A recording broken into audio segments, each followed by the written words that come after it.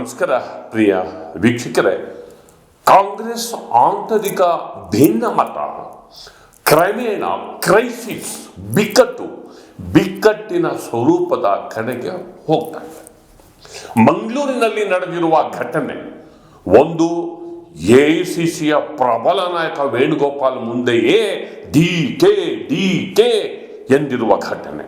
ಮತ್ತೊಂದೆಡೆ ಮುಖ್ಯಮಂತ್ರಿ ಬೆಂಬಲಿಗರು ಸಿದ್ದರಾಮಯ್ಯನವರಿಗೆ ಜೈಕಾರ ಹಾಕಿ ಒಡ್ಡೋಲಗದಲ್ಲಿ ಕೊಂಡೊಯ್ದಿರುವ ಘಟನೆ ಇದೆಯಲ್ಲ, ಇದು ಮುಂದೆ ಕಾಂಗ್ರೆಸ್ ಅಲ್ಲಿ ಎಂತಹ ಸ್ಫೋಟಕ ಸ್ಥಿತಿ ಬರಲಿದೆ, ಬಣ ರಾಜಕಾರಣ, ಬಣ ಬಡಿದಾಟದ ರಾಜಕಾರಣದ ಕಡೆಗೆ ತಿರುಗುವ ಸಾಧ್ಯತೆ ಇದೆ ಎನ್ನುವುದರ ಸುಳಿವು. ಈಗಲಾದರೂ ಕಾಂಗ್ರೆಸ್ ಹೈಕಮಾಂಡ್ ಈ ವಿದ್ಯಮಾನಗಳಿಂದ ಎಚ್ಚೆತ್ತುಕೊಂಡು ಕರ್ನಾಟಕ ಕ್ರೈಸಿಸ್ಸಿನ ಬಗ್ಗೆ ನಿರ್ದಿಷ್ಟ ತೀರ್ಮಾನವನ್ನ, ಅದು ಸಿದ್ದರಾಮಯ್ಯ ಪರನೋ ಅಥವಾ ಡಿ.ಕೆ ಪರನೋ ನಿರ್ದಿಷ್ಟ ತೀರ್ಮಾನವನ್ನ ಕೈಗೊಳ್ಳದಿದ್ದರೆ ಇಲ್ಲಿ ಕಾಂಗ್ರೆಸ್ ಅಧಿಕಾರದಲ್ಲಿ ಇದ್ದರೂ ಕ್ರಮೇಣ ಪತನಕ್ಕೆ ಹೋಗುವುದು ನಿಶ್ಚಿತವೇ ಎನ್ನುವ ಮುಖ್ಯ ಪ್ರಶ್ನೆ ಎದುರಾಗಿದೆ. ಈ ಬಗ್ಗೆ ಇಂದಿನ ಮಾತು ಮಂಥನ. ಸ್ನೇಹಿತರೆ, ಗೆಳೆಯರೆ, ಒಂದು ದೃಶ್ಯವನ್ನ ನಾನು ನಿಮಗೆ ತೋರಿಸ್ತಿದ್ದೇನೆ. ಮಂಗಳೂರಲ್ಲಿ ನಡೆದಿರುವಂತಹ ದೃಶ್ಯ. ಮುಖ್ಯಮಂತ್ರಿಗಳ ಕಾರ್ಯಕ್ರಮವೊಂದರಲ್ಲಿ, ನಾರಾಯಣ ಗುರುಗಳ ಕಾರ್ಯಕ್ರಮವೊಂದರಲ್ಲಿ ಮುಖ್ಯಮಂತ್ರಿಗಳು ಪಾಲ್ಗೊಳ್ಳೋದಕ್ಕೆ ತೆರಳಿದ್ರು. ಡಿ.ಕೆ ಶಿವಕುಮಾರ್ ಅವರಿಗೆ ಆಹ್ವಾನ ಇರಲಿಲ್ಲ. ಹರಿಪ್ರಸಾದ್ ಅವರ ಮುಂದಾಳತ್ವದಲ್ಲಿ ಆ ಕಾರ್ಯಕ್ರಮ ನಡೀತು. ಅಲ್ಲಿಗೆ ಆಗಮಿಸಿದಂತಹ ಎಐಸಿಸಿ ಪ್ರಧಾನ ಕಾರ್ಯದರ್ಶಿ, ಹೈಕಮಾಂಡ್ನ ಪ್ರಭಾವಿ ನಾಯಕ ವೇಣುಗೋಪಾಲ್ ಅವರನ್ನ ಕಾಂಗ್ರೆಸ್ ಕಾರ್ಯಕರ್ತರ ಒಂದು ಗುಂಪು ಸುತ್ತುವರಿತು. ಡಿ.ಕೆ ಅವರಿಗೆ ಅಂಟ್ಕೊಂಡೆ ಅವರು ಬರ್ತಾ ಇದ್ರೆ ಅವರಿಗೆ ಸುತ್ತುವರ್ಕೊಂಡೆ ಡಿ.ಕೆ ಅಂತ ಘೋಷಣೆಯನ್ನು ಕೂಗ್ತು. ಅದರ ದೃಶ್ಯಗಳನ್ನ ನಾವು ನೋಡ್ತಿದ್ದೀವಿ.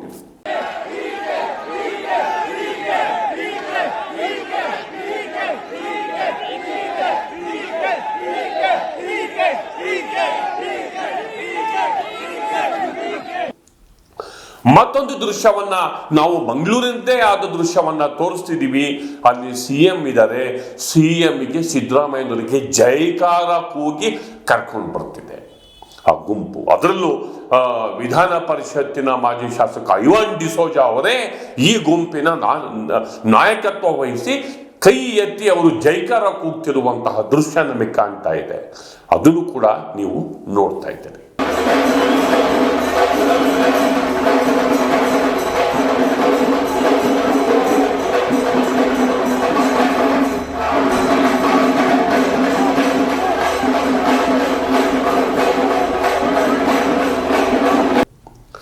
ಎರಡು ದೃಶ್ಯಗಳನ್ನ ನಾವು ನಿಮಗೆ ತೋರಿಸಿದ್ವಿ. ಒಂದು ಡಿ.ಕೆ ಬಣ, ಇನ್ನೊಂದು ಸಿದ್ದರಾಮಯ್ಯ ಪರವಾದಂತಹ ಬಣ.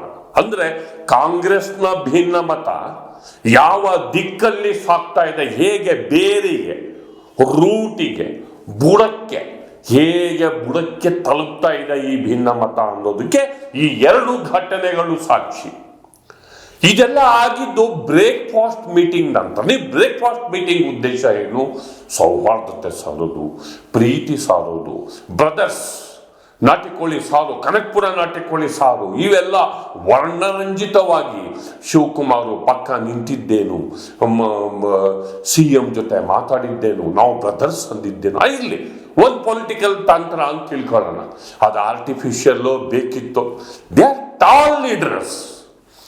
ಮುಖ್ಯಮಂತ್ರಿ ಸಿದ್ದರಾಮಯ್ಯ ಕರ್ನಾಟಕದ ಎತ್ತರದ ನಾಯಕ, ಡಿ.ಕೆ ಶಿವಕುಮಾರ್ ಕರ್ನಾಟಕದ ಎತ್ತರದ ನಾಯಕ. ಅವ್ರನ್ನ ಹೇಗೆ ಟ್ರೀಟ್ ಮಾಡಿ, ಸಿಎಂ ಮತ್ತು ಡಿ.ಸಿ.ಎಂ ಅವ್ರನ್ನ ಹೇಗೆ ಟ್ರೀಟ್ ಮಾಡಬೇಕು? ಯಾರು ಲೀಡರ್ಗಳು ಬರಬೇಕು, ಕುತ್ಕೋಬೇಕು, ಇರ್ಲಿ ಅಂತ ಹೇಳಿ ಅವ್ರೇನು ಕೇಳಲ್ವಾ? ವೇಣುಗೋಪಾಲ್ ಬಂದು ಇಲ್ಲಿ ಮಾತಾಡಿದ್ರೆ ಅವ್ರ ಮಾತೇನು ಕೇಳಲ್ವಾ? ನೀವು ಸಾರ್ವಜನಿಕವಾಗಿ ಬೇಡ ಅಂತ ಹೇಳಬೇಕು, ಅವರಿಗೆ ಸಮಾಧಾನ ಪಡಿಸ್ಬೇಕು, ಅವರ ಅಳಲನ್ನು ಆಲಿಸ್ಬೇಕು, ಅದು ಒಂದು ಸಂದೇಶ ಕೊಟ್ಟು ಹೋಗ್ಬೇಕು. ಇದು ಒಂದು ಘನತೆಯಿಂದ ಒಂದು ಕ್ರೈಸಿಸ್ ಅನ್ನ ಸಾಲ್ವ್ ಮಾಡುವಂತಹ ರೀತಿ. ಕಾಂಗ್ರೆಸ್ಸಿಗೆ ಇದೇನು ಗೊತ್ತಿಲ್ವಾ? ಶಿವಕುಮಾರ್ ಅವರಿಗೇನು ಗೊತ್ತಿಲ್ವಾ? ಸಿದ್ದರಾಮಯ್ಯ ಅವರಿಗೇನು ಗೊತ್ತಿಲ್ವಾ? ಅದು ಬಿಟ್ಟು ಅವ್ರ ಮನೆಗೆ ನೀವು ಹೋಗಿ, ನಿಮ್ಮ ಮನೆಗೆ ಅವ್ರು ಹೋಗಿ, ಇಬ್ಬರು ಎತ್ತರದ ನಾಯಕರನ್ನ ನಡೆಸ್ಕೊಳ್ಳೋ ರೀತಿನ ಇದು.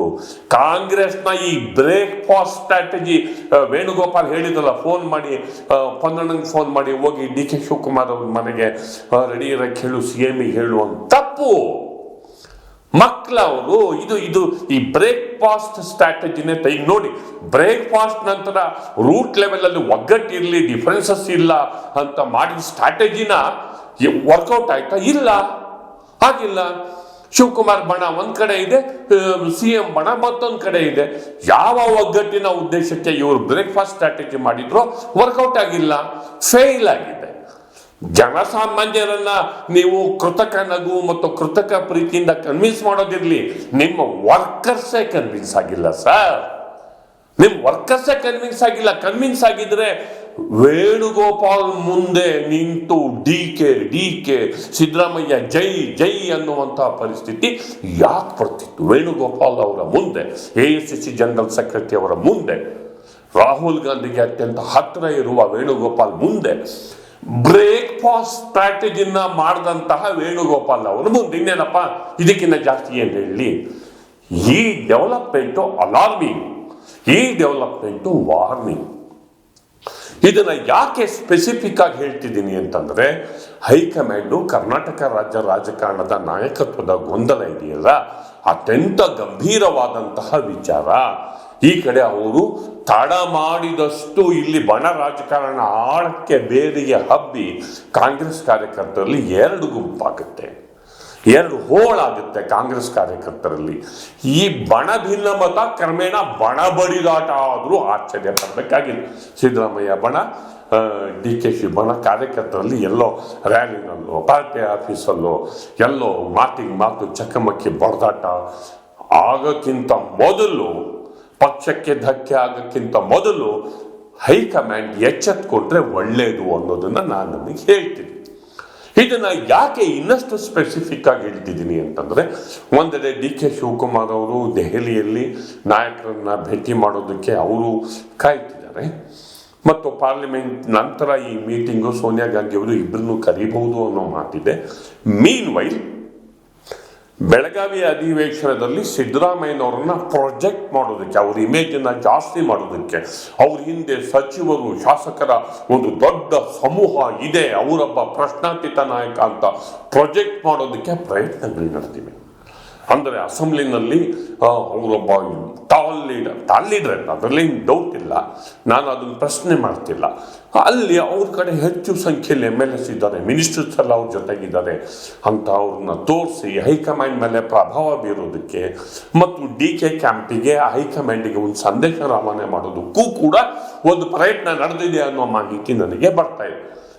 ಇದು ಸಹಜವಾಗಿ ಮತ್ತೊಂದು ಕ್ಯಾಂಪನ್ನ ಕೆರಳಿಸುತ್ತೆ, ಇದು ಕ್ರೈಸಿಸ್ ಅನ್ನು ಜಾಸ್ತಿ ಮಾಡುತ್ತೆ.